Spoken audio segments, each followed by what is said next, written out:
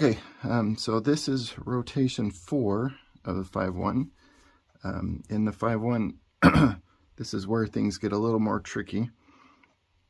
So we're going to rotate. Right side goes to the back row. Middle comes over, outside comes over.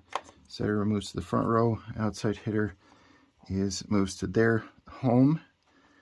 Okay, and then can't switch those two because the setter is going to stay. So we're going to switch that out to a front row setter and a back row right side. Okay, so now we have all the colorful pieces in the right spot. Okay, so for the first part, we're going to serve, so the right side is serving. And a lot of this is very much the same in this case. On serving, it's very much the same as a 6-2 with the setters, as well as the first rotation in 5-1.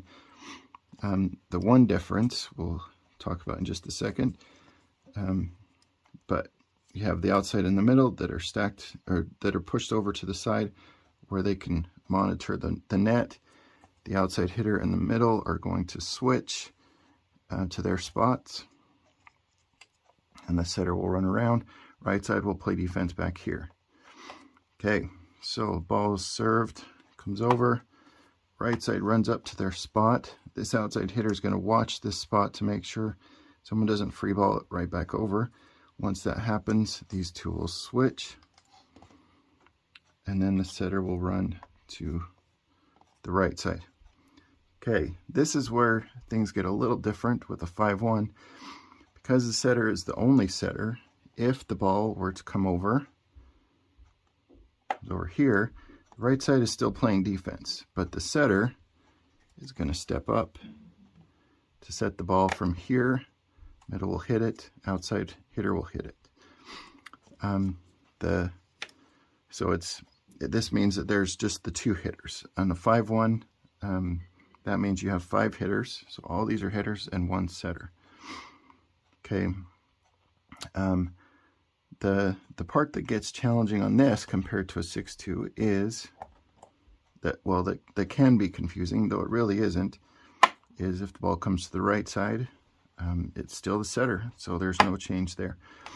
When the setter's in the back row and the right side's in the front row, and the setter has to pass it, then the right side still needs to set it. But they're not always trained with the best hands. But it's a good chance for them to get better with setting hands. But they're not always going to set it. Anyway, so they're going to play this out. It comes over. Everybody gets back to their spots. Okay, so we'll move back to home position.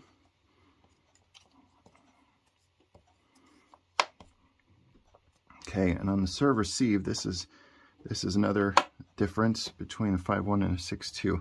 Because we have the setter up already on the front row, we actually are just going to keep our passers right where they're at.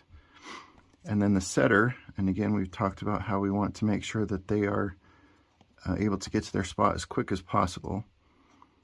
So these 3 are going to kind of squish in the middle.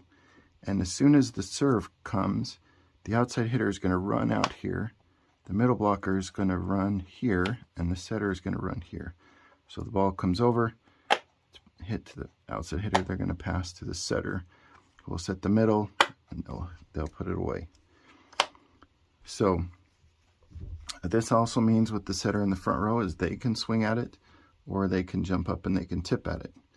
So if you have a left-handed setter, or tall setter, or another setter that dumps really well, this is a good time to have them running a 5-1.